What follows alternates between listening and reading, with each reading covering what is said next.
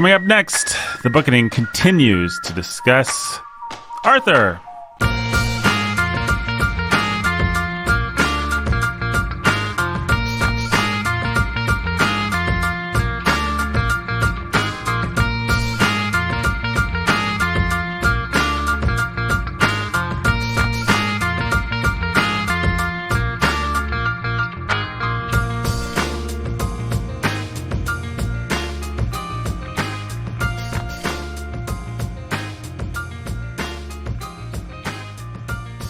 Hey everybody, welcome to the Bookening. My name is Nathan. I am your humble and obedient host, the once, future, and current king of podcasting, as many people have called me. And that's why you wear that Burger King crown. That is the only reason that I go through life with a Burger King. I actually had it surgically attached to my head. Yeah, it's really disturbing. It was disturbing. The paper is rotting. If you're going to it's fortunate that you don't take many showers, or else it would be... that's another thing that people are always saying about me, how fortunate it is that I do not take that many showers. But it's the one thing people say about you consistently. That is a consistent refrain. So, speaking of refrains, though, a refrain you'll often hear me say on this podcast is the refrain of introducing the two other guys. In addition to wonderful transitions like that one, that's one of the things you'll hear from me. And so, let me introduce the two other guys. Now, they are also kings of podcasting. There can be more than one king of podcasting. It's not like the King of England or something like that. There can be, I'm going to say, up to 3 kings of podcasting, and we managed to snag them all for this podcast. So, the second king of podcasting, well, he's also the scholar who's a baller of reading, and he doesn't even need like a Burger King crown. The crown that he had, the giant crown he has, is his forehead, which contains a giant brain, and his name. Just a brain in a jar. That's all. He's just a brain in a jar. I think we've already established that about him before. What's that? Have we? He's it. He's it. Yeah. Yeah. Charles Wallace is coming for you, buddy. And you don't stand a chance. Oh, I thought you meant the clown. That too. I do that creepy dance. Evil space demons in any case. So I would love to arrange a meeting between Charles Wallace and the It Clown. That would make a great movie. That sounds like a really good genre mashup to me. But speaking of mashups, this guy, he likes to mash up interesting facts in his context segments, and you can mash up his different names, and you'll have Brandon Chasteen. Yeah. Hey, Brandon. Hey, Nathan. Well, you've heard how to introduce 2 different people now, so I think you can use similar powers to introduce the third king of podcasting. He is not just the king of podcasting are. We have to be different. What? That wasn't going to go anywhere, was it? So far. I ended it because I'm a friend. Just wanted to point that out. Okay, introduce the third. I found a more sophisticated way to leave you hanging and feeling stupid. By pointing out that I had to stoop in to save you. No. After you got way out on that limb. I go out on limbs sometimes, and people point it out. Some people seem to just enjoy watching me hanging, but I never let another man hang. I might point out that I rescued him, but I always save people when they sing "We Three Pods of Orient." We three kings of podcasting. Somebody's painted us as the 3 wise men, or something to that effect. We did get that, yeah. Yeah. I'll throw that up on Patreon. Patreon's been a little thin in terms of behind the scenes content lately. Maybe I'll throw that up on Patreon. Brandon, you were in the middle of introducing the third king. Yeah, and then you were singing and interrupting and all that, but it's fine. I was going to say, I wasn't the one that started singing. He's not just the king of podcasting. He also happens to be the king of Warhorn. It's true. It's true. And eventually he'll be the king of Evansville.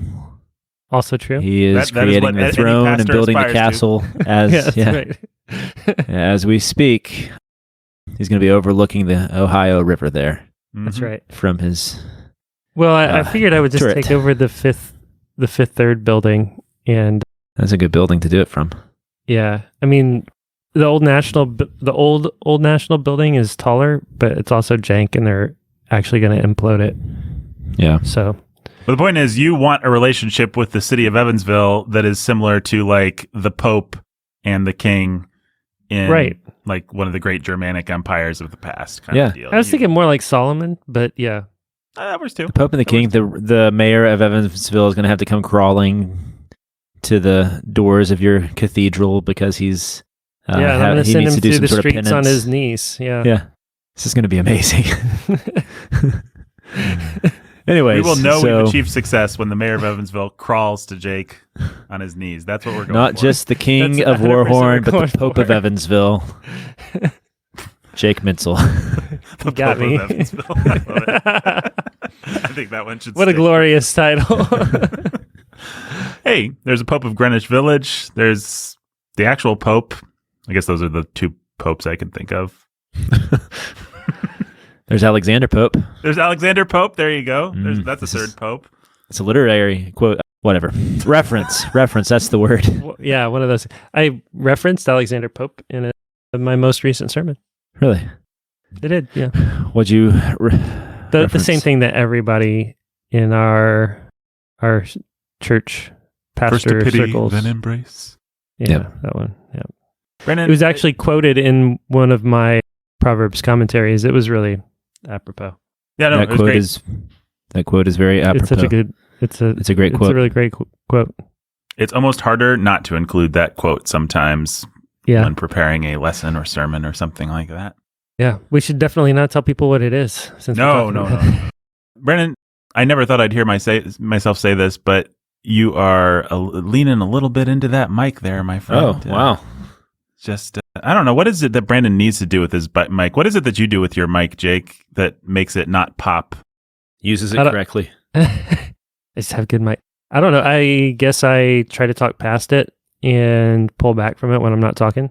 Yeah, maybe angle it down at your chin just a little bit. I actually have it off to the side and angled up, and then I'm actually talking past it or over the top of it. There we go. Like that. Yeah. Yeah, I think that's probably a lot better. So I can just look at you and I'm talking past it, and I think that really tends to help. Or at least that's worked pretty well since I've had the headphones. I can actually hear myself. Also a very gray light in my office today. Yeah. I don't know why. It's beautiful. Kind of I think noir. Yeah. I would rank our three backgrounds: Brandon first, Jake second, me a sad distant third. I don't know. I mean, you got Baby Yoda peeking over your shoulder, so I do that. He is adorable. That's points. He is adorable. I also have a piece of egg crate tacked to my wall. Oh, is that what that is? Yeah. Well, one day, if we choose to stay in this basement for a long time, we'll invest in some sound treatments. That is where Nathan has to live, is down in the basement. Right. Yeah. Which degree is that we see? I know there are several behind you, but we can only see one of them because the mic's covering the other. You're asking Brandon. Brandon, yeah. Yeah. Say what? Which of your degrees can we actually see on the wall behind you? There are a couple. Yeah, you can see my TCU degree there. Okay. My Texas Christian University. The IU's next to it. So. Gotcha. Yep. Fun fact about Brandon, anytime anyone's taking a picture of him or he's on video, he makes sure to have at least one of his degrees just hovering in the background. Yeah, which is pretty easy for him. He said he has so many of them, so. Yeah, it's a little awkward for his wedding photos. But it's always got to be there. It's just always got to be there. It's when Alyssa was born, it was kind of weird. To have a baby actually lying on a degree and I photoshopped the degree onto her face. Yeah. Brandon has so many degrees. He actually used them as diapers and wipes for his kids. That's right. Growing up, and he has a lot of kids. Way too many of those.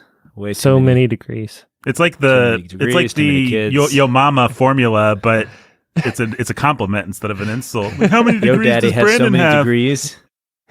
He has so many degrees that he used them for diapers. You use them to wipe your what? Yeah. Your nose. Wipe the smirk off stupid people's faces. Yeah, there you go. That's what the Bookening's been doing since 2015. 2011, 15. Hey, I did double math in my head somehow. I don't know. I think 2015, maybe 2016. 2016, I want to say, because we're on year 6 right now, if I'm not mistaken, and it is 2001. So most of our listeners like books. It's definitely 2001. We are time travelers. Yeah, no, it is 2001. Podcasting isn't even a thing yet. We're in the black obelisk thing that brought a new civilization to humanity, or whatever the crap happened in that movie. Are you talking in the about Eternals?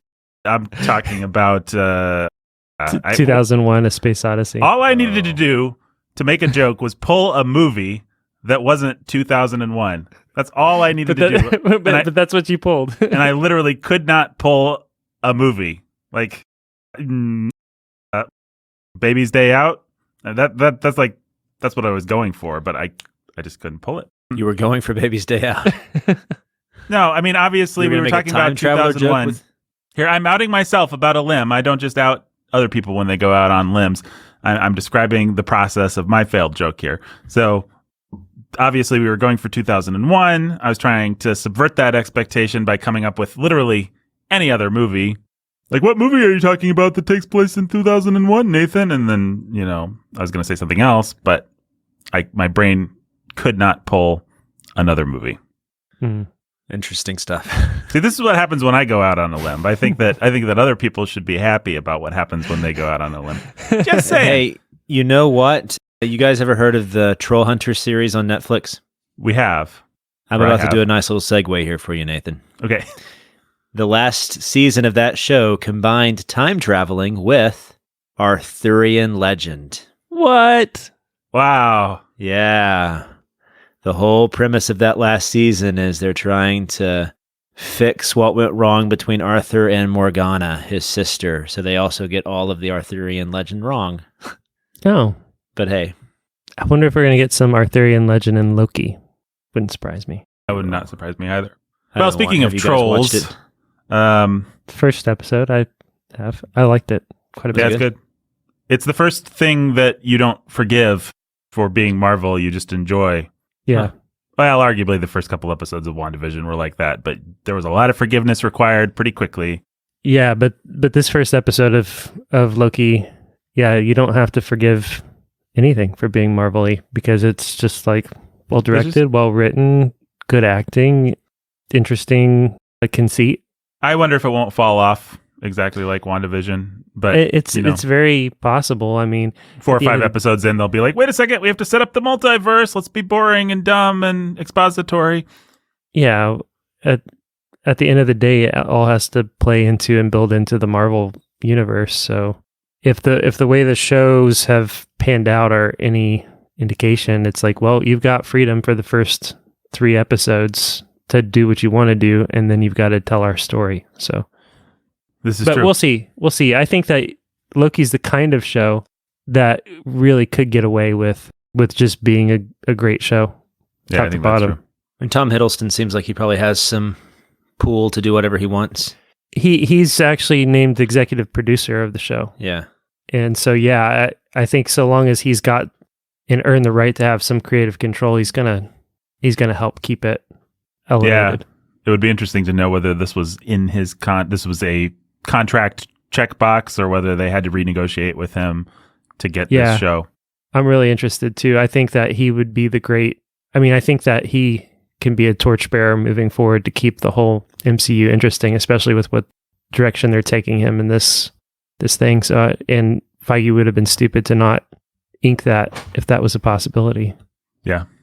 Well, good transition, Brandon. You got us talking about exactly the subject we were supposed to be talking about. Hey, what are we really going to talk about?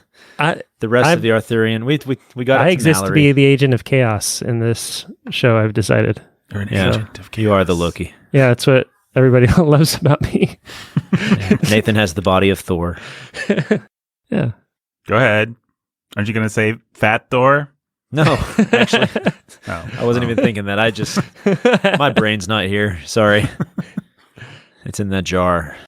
Speaking of jars, our show would be a jar if we didn't talk about King Arthur. Now there's a That's how you do a transition, That's a Brandon. Bookening segue right there. that is a bookening See, there are good segues, and then there are bookening segues, and you made the mistake of You had a trying pretty for a good segue. one. But yeah. Well, so what are we listen, talking about today, Nathan? Well, here's what happened, folks. I'm just going to be honest with you. We're gonna break up our King Arthur coverage a little bit here because we've gone for a long time on King Arthur, and we need to talk about Watership Down, which is one of the best and most fun books that we've read in a while. We need to talk about Spoilers. Oh, sorry, or it's crap. Yeah, you're giving our hand away there, Nathan. It might be crap. 5 stars. 5 stars out of how many, 100. though? Yeah, out of 100. Listen, we need to talk about Watership Down. We need to talk about Howl's Moving Castle. We need to talk about Hal. We need to talk about Dun Cow. We got some fun stuff coming up. Yeah, this is a Sorry, I really keep fun interrupting lineup. you. What's that? I keep interrupting you. Oh no, that's okay. We need to get the lineup. So we're gonna finish arcing out Arthur.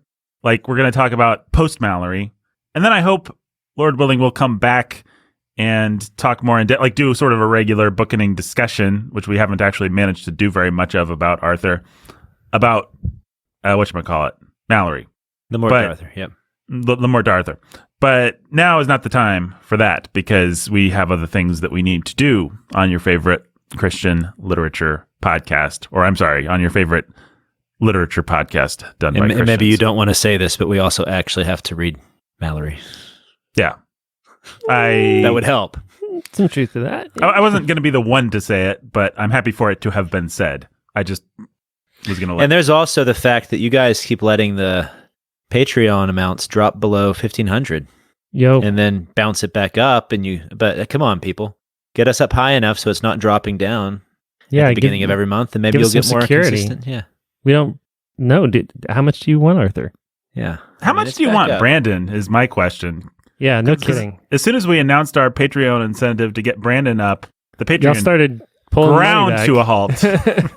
Maybe we should announce a new incentive. Like we'll do Beatrix Potter next year. If you don't get it, how about this? If you don't get it up to 2,000, Brandon's just going to leave the show because his feelings are going to be hurt. Well, I don't want to actually threaten our listeners, but I do want to say, come on, Brandon gives a lot to this show, and we would like to give him something back, and we need your help. So get us to 2K, and that is a way of ensuring that this show goes on for a long, long time. And I'm saying that without threatening the other thing, but, get us up there by Christmas, and we might have some special things for you guys. We'll go ahead and say it. Me and Jake will. What was the thing that we agreed to do? Rappel. Oh yeah, 50 feet into a pit. Vipers. Yeah, and Nathan's going to be wearing a dress that he was wearing for some, and there's going to be like mummies and stuff. Yeah, I'm going to wear what kind of dress? Oh, yeah, my dress. Sure, dress. I'll wear my dress. It'll be Once awesome, again, people. Saved Jake. Nobody wanted to play the Indiana Jones riff. I don't know. Okay, so I'm Marion. Yeah. It's going to be fun. All right. I quit. Maybe I should just leave. No. We're all going to continue doing this show. It's going to be great. Get us to 2K. Brandon will get paid. We will read Ready Player 2, and we will read a good book that you really want us to read. I just don't know what it is because you haven't told me. Is Beatrix Potter an actual good idea? Maybe. Is that something we haven't done her yet, have we? No, we haven't. And she's an interesting person good. to talk about. Yeah, she's great. Listen, we could read that Bill Clinton and what's his Facebook that we started that one day. Oh yeah, Barnes and Noble. Was that by Bill Clinton? Bill Clinton and the guy who does James Patterson. Was it Patterson? Yeah, Patterson. Yeah. Oh yeah. The network keeps. We could do the Clancy verse. The Clancy verse for Red October. That would be fun. We could do the Crichton verse. See, the thing is, I don't do the Grisham verse. I don't think our listeners are as motivated to punish us. Actually, I think they like us, and they'd be more motivated for us to do something that they're excited to hear us talk about. That they're genuinely excited to hear us talk about. I think they'd all love to make us suffer with Ready Player 2, but ultimately they're going to be more motivated by rewarding themselves with the discussion that they want. Well, who's somebody they want us to talk about then? I don't know. It has to be somebody that we haven't talked about yet. Does it? We haven't ever given Chesterton his real shake. We did like a brief one-off episode on him. The fiction of Chesterton? Yeah. I don't know. We could do The Man Who Was Thursday. What if it was... We might just end up making people mad, so maybe that's a bad idea. How long has it been since we did Potter? Beatrix Potter? Never. I think he means Harry Potter, Nathan. Oh, the two Potters. The second Potter. Potter Familius. I'm just full of all the dumb jokes right now, guys. I'm sorry. You're knocking it out of the park, Jake. Not quitting my day job here. No, well, look, the last time we did Harry Potter, our kids were, or my kids. That's interesting. Were much younger. And now I've got one kid all the way through Harry and another kid into Harry. And I don't know, coming back to some of these things down the line, even coming back to something like Potter, having done Lewis and Tolkien and Arthur. Mm-hmm.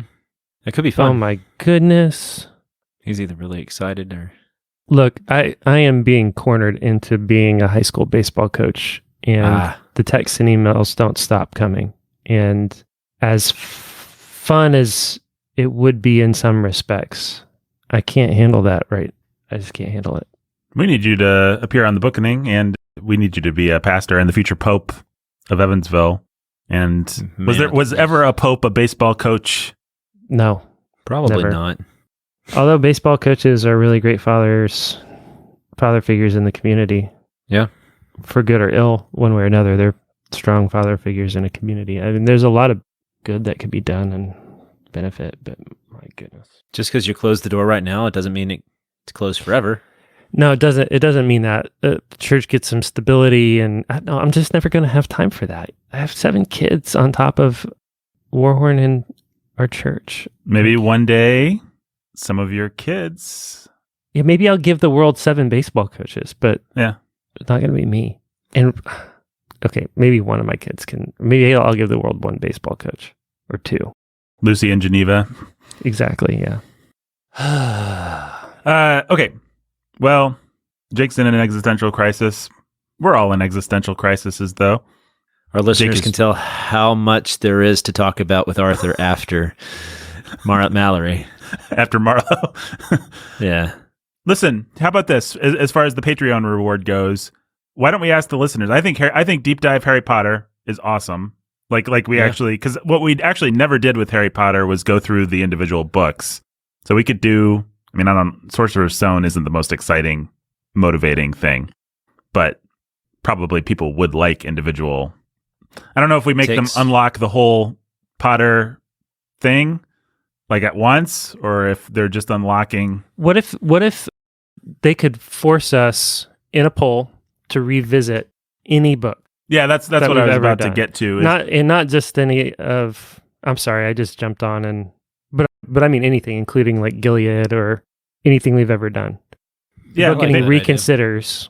Well, there's so many episodes that we did early on that we could go deep. I mean, we did one episode on Anna Karenina for crying out loud. It was a good episode and it was a long episode, but yeah, we could. The Bookening reconsiders Huckleberry Finn. Oh boy! In light of having read now Invisible Man and To Kill a Mockingbird and Ready Player One and Hemingway, right? Because we did that. That was like one of our book 4 or 5. Yeah, that we did. Well, I'll just say it. Huckleberry Finn got short shrift. Yeah, I don't often There's only a couple episodes of the Bookening that I would just consider to be duds, but Huckleberry Finn is one of them. I do not think that we covered that book properly, and we were just early on. We were nervous. Actually, what ended up happening is we would turn off the mics, and then we would have these great discussions about how Huckleberry Finn intersected with our own lives. Mm-hmm. The kinds of discussions we would be happy to have on mic now, I think, but we just weren't quite comfortable with that level of vulnerability being public that soon. Right. Which is fair enough, but also I didn't know how to take us through the book. I'd be a better host now, and Huckleberry Finn deserves a lot more. So yeah, I think you should open it up to the Bookening reconsiders. I like that idea. Yeah, give us whatever throughout our. Are you going to give them 5 choices? Should we narrow it down for them, or should we just wide open field. I think it should be a wide open field, and I think it should be 3. And then the next level, 2250 or whatever, 2500 or whatever can unlock the next 3 Bookening reconsiders. Because I think 3 or 4, like 1 a quarter or something like that. Yeah, so you're saying that if they get to the 2000, we'll do the first 3? Yeah. Yeah. Yeah. I love that. What if they just make us reconsider A Wrinkle in Time at every stage? Like that would be amazing. Every time. I mean, if that's what they want to do, that's what they could pay for. But really if they want us that, to come back to Till We Have Faces or Narnia, you're not going to like what I think about those books any better than you did the first time. Don't do. If you want us to come back to Winnie the Pooh, you might like what I think about that book better this time. Ooh, yeah. There's a hook. It's true. At least I want to defend his poetry more than I think we did. I actually think we did a great job of defending his poetry, just nobody cared. I would love another shot at Huckleberry Finn. I would love another shot at Winnie the Pooh. I would like another shot at Hemingway. I don't think we've ever really given Hemingway his due. We did a little bit for Old Man in the Sea. Don't forget. That's right. We did, and we made sure we came back to Hills at some point. The Hills. Yeah, never mind. I completely forgot we did Old Man in the Sea. No, that's a horror movie. Hills Are Like the White Elephants. Yeah. The Hills Have Eyes. Hills Have Faces. That's a mashup of Wes Craven and C.S. Lewis, which would be an awesome mashup. Probably be better than either of the originals. Yep. Exactly. Till we have garbage.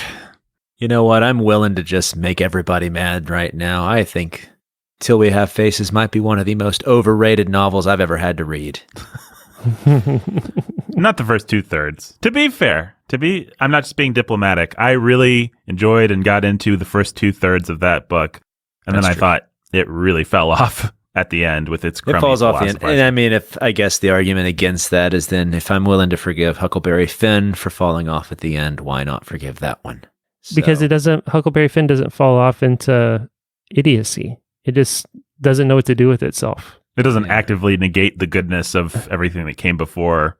It's just like babbling paganism. And here's my trickster, Tom, who we all love, to put a button on this thing that I don't know how to end.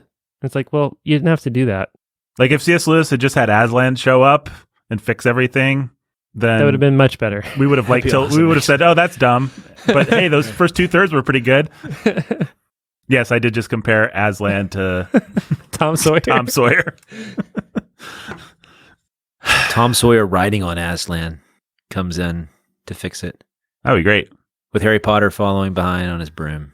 That would be awesome. We need to do another, well, what did we call that thing? Where we made our own novel. Yeah, our draft. Our draft picks for novels. That was fun. Those were great. That was some great bookening. Probably people just want to pay for that.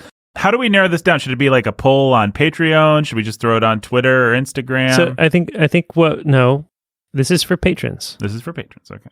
So what we should do is we should take nominations via Patreon and then have the patrons vote and rank them. And so any nomination can be on the ballot, and we'll just set a date, for when the nominations have to be in, and a date for when we're going to run the poll. And that makes sense. I mean, in part of why, so what I think we should do is we should just go ahead and start taking nominations and then have a window of 30 days or 60 days or something like that to give new patrons a time to go ahead and get in. Oh, yeah. Make their nominations and be in time to vote. So this episode, if you're listening to this episode on the day that it came out, just know that I put this poll on Patreon that day, and you have 30 days to get your nominations in. So sign up for any level of Patreon, and I mean, you could literally give us $1 and you'll at least be able to enter your nomination. So, yeah. And then these polls should close at November 2nd. That's election day. So wait, that's way too long, actually. We're not going to accept nominations for all through summer. Why not? I'll give it a month from the day this episode drops, which is June 16th. So you have till July 16th to make your nominations. Then we'll have a little voting window, and then people will be able to support to get us up to that level. So this is exciting. I look forward to seeing who they make us go back to. Yeah, I hope it's Tolstoy. Although that would be quite the chore to read War and Peace again, or Anna Karenina. for that. I think they matter. would have us go back to Anna Karenina. You think they would, or you don't think? I think they would if they're going to choose a Tolstoy. I think our War and Peace episodes were fine. Yeah, Anna Karenina got a little short shrifted. It was still a good episode, but it was just we were cold and then, yeah. So, all right. Pride and Prejudice, East of Eden, Jungle Book, For Whom the Bell Tolls, Huck Finn, Beowulf, Macbeth, Dracula, Gilead, Christmas Carol, Anna Karenina, Emma, That Hideous Strength, As I Lay Dying, A Handmaid's Tale, Winnie the Pooh, Boys of Blur, Heart of Darkness, Murder on the Orient Express, A Midsummer Night's Dream, My Antonia, Something Wicked This Way Comes, Martin Dressler, Dubliners, Till We Have Faces, Mansfield Park, A Wrinkle in Time, Ready Player One, Remains of the Day, Charlotte's Web, Fahrenheit 451, The Odyssey. You can make us do the Iliad if you wanted. The Big Sleep, Harry Potter, all of Harry Potter, Blood Meridian or Not, King Lear, Frankenstein, A Good Man is Hard to Find, and Good Country People. Bleak House, yay. The Great Make us Gatsby, redo Bleak House. Persuasion, Alice in Wonderland, Jane Eyre, Catcher in the Rye of Mice and Men, The Old Man in the Sea, Witness for the Prosecution, Chronicles of Narnia, and all of those books. Richard II, Horse and His Boy. I don't know. Yeah, that's still in. Henry IV, Henry V, the Red Mask Mask of the Red Death. Midnight's Children, War and Peace, The Hobbit, Sense and Sensibility, Johnny Tremaine, Fellowship, Trumpet of the Swan, Moon and Sixpence, Waiting for Godot, To Kill a Mockingbird, Two Towers, Dangerous Laughter, Never Let Me Go, Return of the King, 1984, Dune, Ready Player U, The Brothers K, Northanger Abbey, Charlie, all the things that we've just finished, Invisible Man. All of those things are options for you guys. Yeah, that's an exciting list. I heard several that I would want to. I would actually love another shot at Alice. We spent so much time litigating what's his face that we didn't really talk too much about the book. Yep. And I think we could have gotten some content out of that. You could Heart make of us do Darkness. Blood Meridian. I mean, if you really wanted to all band together to make us read that terrible book, then I suppose we could just blame it on you or something like that. That's what we would do. Oh, that's totally what we would do. But we would do it. Like if all of our patrons had that much interest in hearing us litigate Blood Meridian, we'd litigate it. If you banded together and wanted us to do the McCarthy verse or something like that. Yeah. As opposed to, the Bookening revisits or Dune verse. the Dune verse or the Potter verse. Oh, You wanted man. us to come back and go deeper into Dune. I will hate you all, but it is what it is. Hey, it's an easy read, sort of. Pretty cool. Spice. Spice. Yeah. Well, you just need to take some spice before you read Dune, So I was gonna say, Brandon. my It's much lips are better on always just gonna spice. be blue. Gonna be Your eyes covered go in blue. spice. Okay, well, let's talk about King Arthur. What happened to old King Arthur after Sir Thomas Mallory? The ostensible reason for this episode. Well, Nathan, what happened? Not much. I mean, what do we have to talk about? Idols He of got the King? popular. He got popular. Yeah. Well, yeah. I mean, Mallory kind of brought him into the mainstream, and almost everything we think of with Arthur today came from Mallory. So, but yeah, you get the Idols of the King with Tennyson, but that's years later. It really wasn't until the Romantics and Tennyson especially that Arthur came back into the mainstream. He kind of had a quiet few years. He kind of died, went to Avalon for a while and just Poor stayed guy. there. Yeah. Until Tennyson resurrected him. And then you had a new Arthur obsession with the 1800s. You get that other guy, T.E. White. Is that his name? Yeah. I've never read. But he's in the 1900s, right? Like, not the 19th century, but the TH. 1900s. Isn't it T.H. White? Is it T.H. White? Yes. So I could talk a little bit about him because I have read that thing. I mean, yeah, Sword there in the is a T.E. Stone White. or just the... I've read all of them. The Once and Future King. Yeah. So Have you read Tennyson? I've tried. I didn't care for it. I don't know. It's just something about it was off-putting to me. I have, and I mean, it's that sort of gaudy musical style from the 1800s. You have to like Tennyson to like it.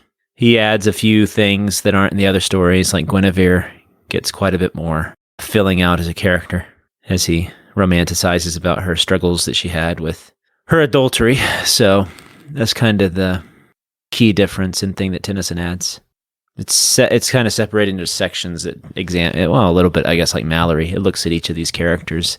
And it's a long poem. I guess we should warn people about that. It's a long 1800s poem.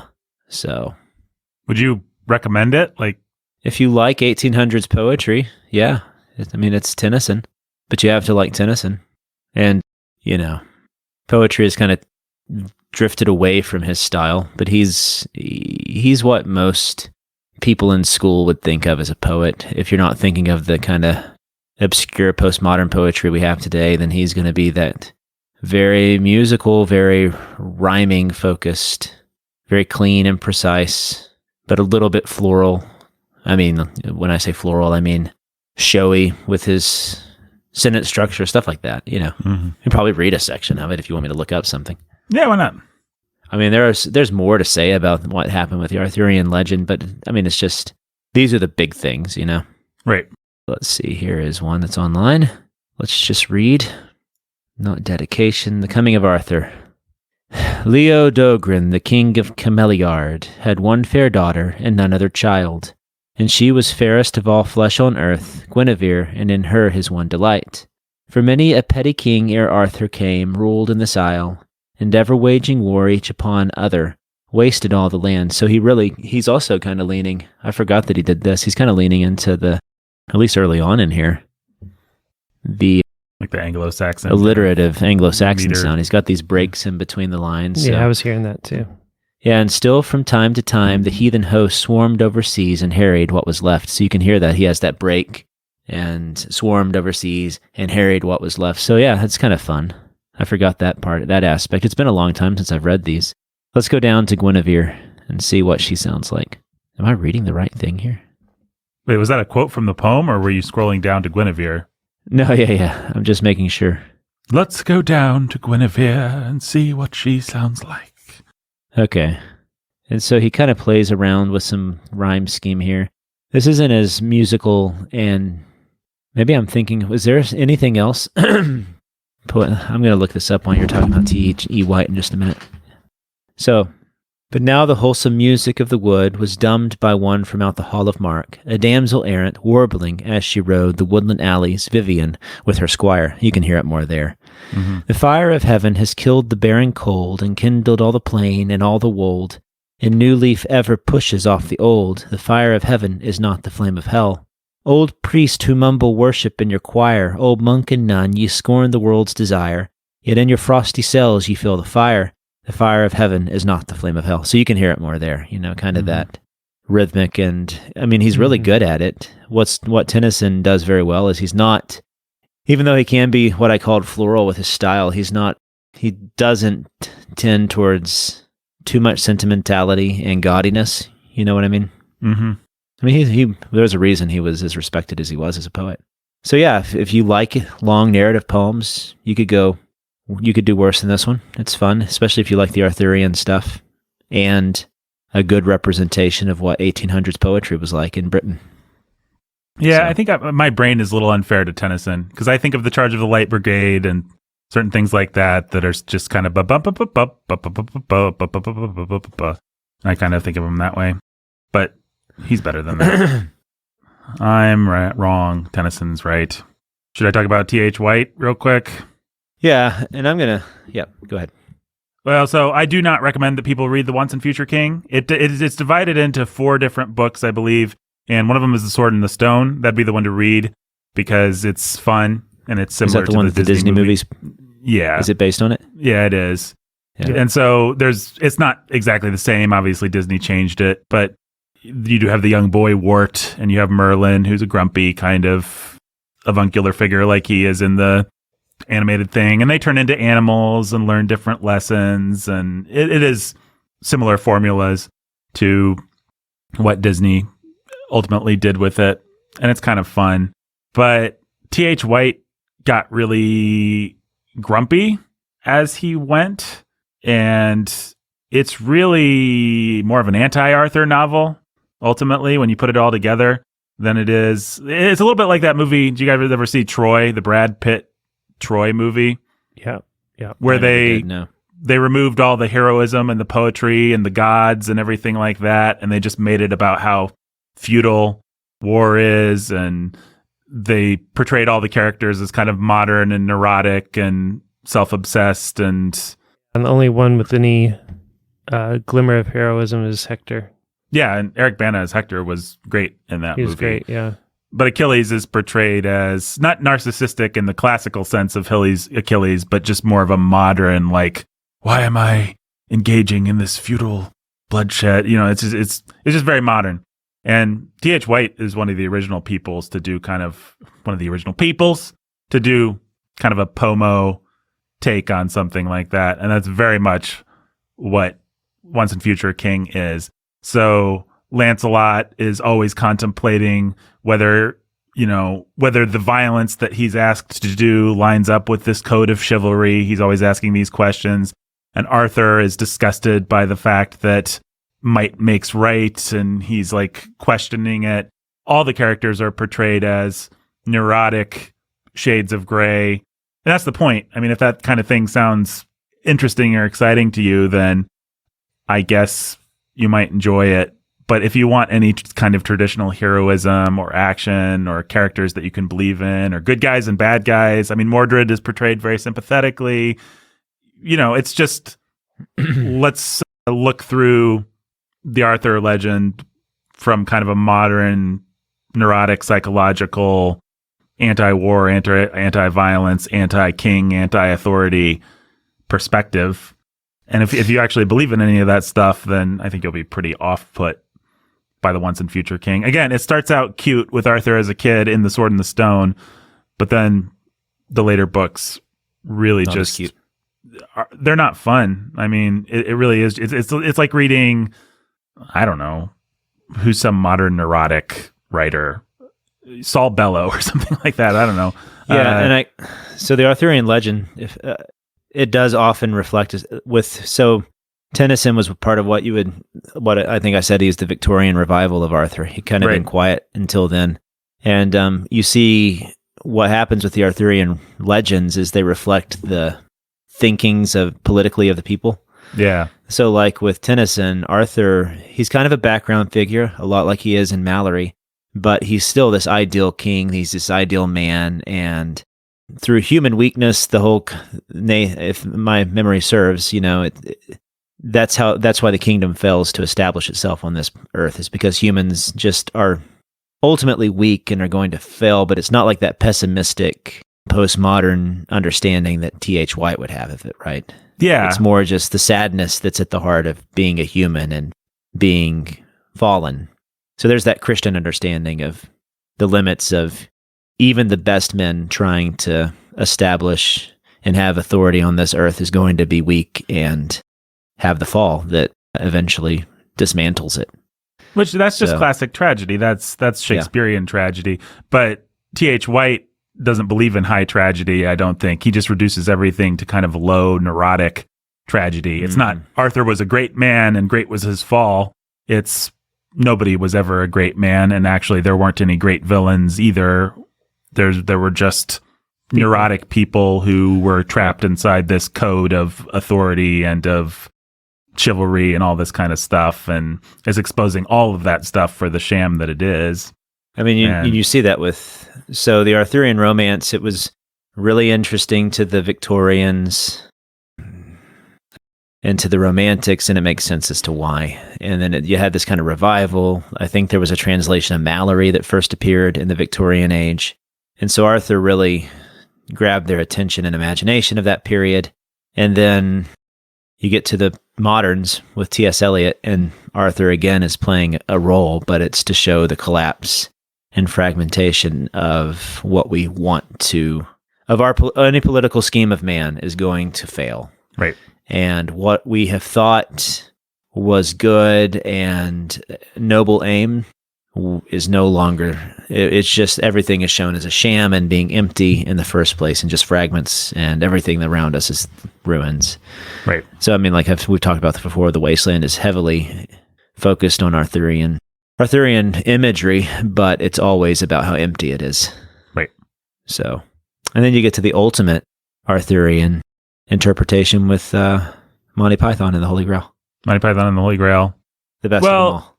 I actually respect Monty Python a lot more than I do T.H. White, because at least Monty Python understand that there's this thing with institutional weight that they can throw tomatoes at.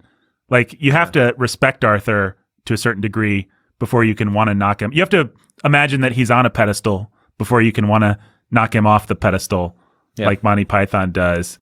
Whereas T.H. White, I think his scheme is to just say, Arthur was never that great anyway. I don't think T.H. White is ever nearly as funny as they are. Yeah, also, Monty Python's pretty funny. So, yeah. And then we didn't even mention the ultimate versions of Arthur, because I would say Monty Python was penultimate. But then you have the Clive Owen and Keira Knightley movie that came out in 2000-something. And you have that early Guy 80s, Ritchie I movie, think. right? What's that? Didn't Guy Ritchie do some sort of movie on him too? Guy Ritchie did. Yeah. Ben Sulzer, our good friend, is a virulent defender of that movie. I'm an apologist for it. What's that? You're an apologist for it? Yeah, I like that movie, and I would have loved to have seen follow-ups to it. I actually like that movie too, and I would have loved to have seen follow-ups. I don't think it has much to do with the Arthur mythos. No, I mean, it has something to do with the Arthur mythos because it has the Arthurian characters and that sort of thing. But yeah, it's a very weird take. I mean, if it was just like, what if you combine Guy Ritchie's thug street lad sensibilities with the Marvel universe, and then put a little shimmering, a little coat of Arthur paint over it, the thinnest coat of Arthur, you might get an entertaining movie. In fact, I think you do, but you don't really get King Arthur, which is fine. Yeah, what I'd love to see is Loki showing up in Guy Ritchie's Arthurverse with Charlie Hunnam in there and all that stuff. That would have been fun. That would have been fun. I have not seen this movie. Well, it's fun. I think it's fun.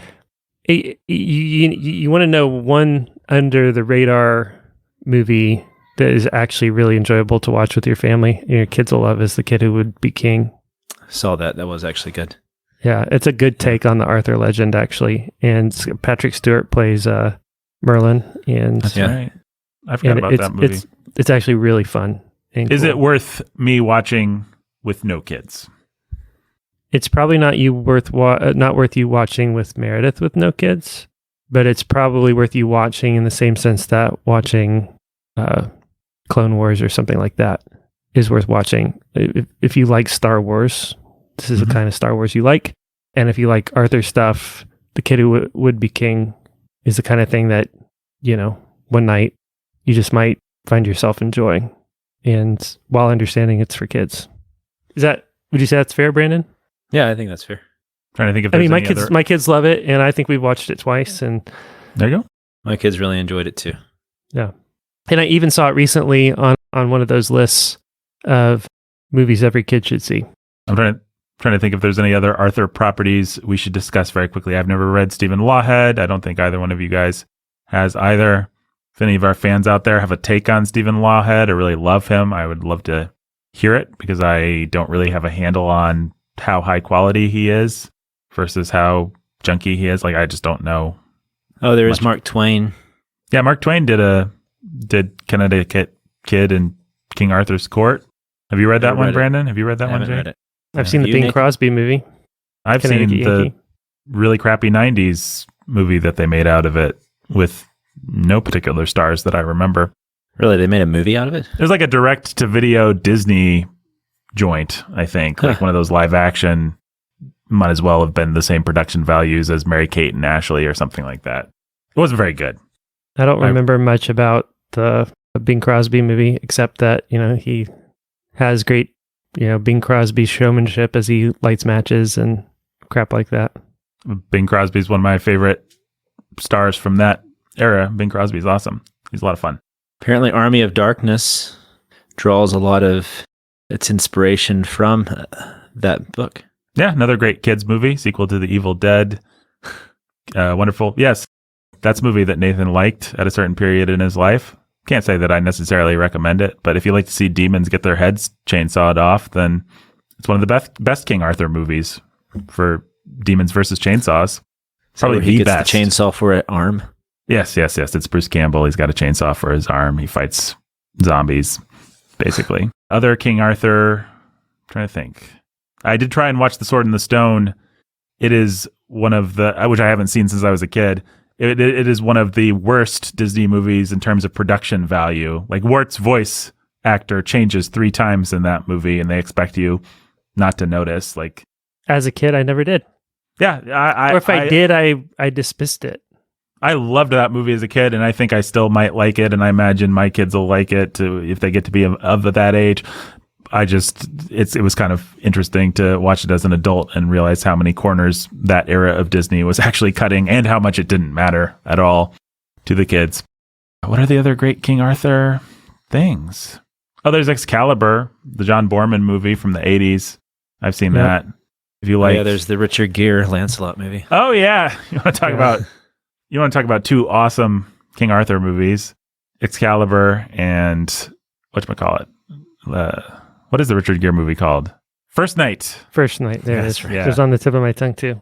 I remember Richard Gere jumping through, like, moving some kind of Rube Goldberg training thing with, like, things that swung at you and things that you had to jump over and things. You guys still remember this? Wait. Are we getting... Is it First Night? Yeah, I think so. There's Black Knight with Martin Lawrence. Knight's Tale. Oh, okay. Yep, that's what my mind did. My mind tried to take First Night and turn it into A Knight's Tale. That's the Heath Ledger one. Yeah. Right. Yep. Yeah, and that's Chaucer. But part of why is because... Straight Chaucer. What'd you say? I just said straight Chaucer. I think he wrote the screenplay. Yeah. Right. Lancelot, or Ledger's character in that movie, is taking a lot of cues from Richard Gere's Lancelot. Actually. Richard Gere. He carried the lady out of the factory. Not in First Night, in that other movie. He dated Julia Roberts, the prostitute. Yeah. Yeah, I guess there's 2 movies where Richard Showed up Gere in his shows up white at the limousine. end and takes a woman out of her situation. That's like Richard Gere's thing. He carried old, what's-her-face, Deborah something, out of the factory there, Officer and a Gentleman. And he climbed the Julia fire Roberts escape and out of a life of prostitution. Good for Richard Gere, saving the ladies one woman at a time. And in Chicago, that's like all he does. Yeah. Billy Flynn, I think. We want Billy. All right. This episode has remained on the rails the entire time, and I'm proud of it. Is there anything else that we need to say about King Arthur stuff right now, Brandon? I don't think so. I think we've touched on everything that I would want to touch on. Okay. Well, why don't you guys assign each one of these patrons a night that you think most represents them, and we will be done. By the way, folks, to become a patron, go to patreon.com/The Bookening. You can join such hallowed members of the round table of patronage as Robert and Rhonda the Lovebirds, Dark and Cloudy, the Artful Anthony Dodger, Frankenstein, Little Anthony Cigar Store, Dracula, Brendan was trying to do something there. I'm not sure what it was. The Immortal Chelsea E. Frankenstein, Dark and Cloudy Night. Oh, your favorite nights. Yeah. Okay. Starry. That was going to be the next one. Summer Night, Jimmy Beam and Little Annie Oakley, Dracula. the Dracula Night, Lily of the Valley, Frankenstein, Creatures of the Night, I just said Arthur and Esther the Lovebirds. Arthur and Esther the Lovebirds, Dracula. the Night Master, Frankenstein, Dracula. David's Mighty Men, Frankenstein, Knighting, Dracula. John and Jill and Little Baby Merlin, Dracula. Jay and Katie who are cold and love Excalibur, Frankenstein. Dracula. You know, Brandon, you weren't here last week, and I did Dracula for you. And, Nice. Thanks. Yeah, and it's hard. To say Frankenstein, Dracula. No, I just said Dracula, but saying Dracula a bunch of times in a row. Dracula's not an easy word to say. No, I thought Frankenstein, was easily the more challenging of the two, but I had that opinion challenged by trying to keep Dracula going. Anyhow, you do a great job with it. Just want to say. Thanks. Yeah. I think we just heard two potential T-shirts there. Number one is I thought Frankenstein was the easier of the two, or something like that. And the other one was Dracula's not an easy word to say. I think that those are both T-shirts. Just saying, fans. It's up to you. Fairy Princess of Wonder and Happiness, Morgana Le Beth. Frankenstein. Dracula. Consul Prime, Adam LaFay. Frankenstein. Dracula. Nathan Not Me a lot. Frankenstein. Dracula. Ryan the Red Avenger and Judith of the Ladies of the Lake. Frankenstein. Dracula. DJ Sammy Galahad. Frankenstein. Dracula. Benny and Dana Sir Benny and Tristan Lady Dana and Tiberius. Isolde. Frankenstein. Dracula. Eric and Catherine from Yon Sword in the Stone. Frankenstein. Dracula. Professor and Lady X marks the spot where the Grail is. Frankenstein. Dracula. That was clever. Lavender's Green Knight and the Green Knight. Frankenstein. Dracula. Noah okay, I'm going to drop this Arthur thing because it's too much Pretty text in hard, my huh? brain. Noah Constrictor. Frankenstein. Merit Dracula. Chief. The Frankenstein. Fair and Frankenstein. Fragrant Maiden Chloe. Frankenstein. Anthony was cold and hated life in pursuit of cheese. Dracula. Jeffrey the Texas Ranger. Frankenstein. Dracula. Midnight Ninja Ella. Frankenstein. Return of the Jedediah. Frankenstein. Dave Rack and Ruin. Frankenstein. Ellen. Dracula. Midnight Ninja Ellen. Dave Rack and Ruin. Frankenstein. Timothy the Rider of Dawn. Eric and Kate the Camp Champ Kings who were warm and love bees. Maddie Batman. Sweet Dream Sunshine. Tyler the Keeper of Eternal Darkness. Laura the Keeper of Eternal Light. Cold Steel Cody. Jacqueline the Librarian Barbarian. John Bombadillo Bomb Diggity and Captain Neil's mate. Saxophone Alex. The other saxophone Alex. And Dubstep Danny. Ryan the Terror of Texas and Erica of the Cream and Crimson who no longer are stuck in the cold. Please send cheese. Ben Solo and Kylo Ren. John the Cosmic King of Chaos. Matthew the Mind Flayer. Annie, are you okay? Get your gun. Flight of Valerie, Thor Ragnarjosh, Dracula. Stephen, Dracula. Megalodon, Christopher the Flower Hulk, Frankenstein. Dracula. Lady of the Crystal Lake, Frankenstein. Dracula. and Brandon, I don't think you've had a chance to welcome this guy yet, but his name is Ian the Dathmirian, Lord of Death. The Dathmir. Okay. Ian. Oh, that's right. Ian the Dathmirian, Lord of Death. Deathmere. Ian. Lord of Death. You still aren't doing it right, Nathan. And Brandon, you also have not had a chance to Dracula. publicly Frankenstein. chastise Maya, the Dark-Hooded Lady of Death, and Jeremy, the Dark-Hooded Lord of Death, for dropping us like a hot potato Wow. as soon as they got married. Guys. And guys, I mean, we bring you together. You know, you wouldn't be married if it wasn't for bonding over the show. We wouldn't even know who each other are, and then you drop us. What's the deal? There's only one thing to say to that. You met at a What's that? Bookening meetup event, and Yeah. Apply to Dracula. all. Yep. That is the only thing to say about that, isn't it?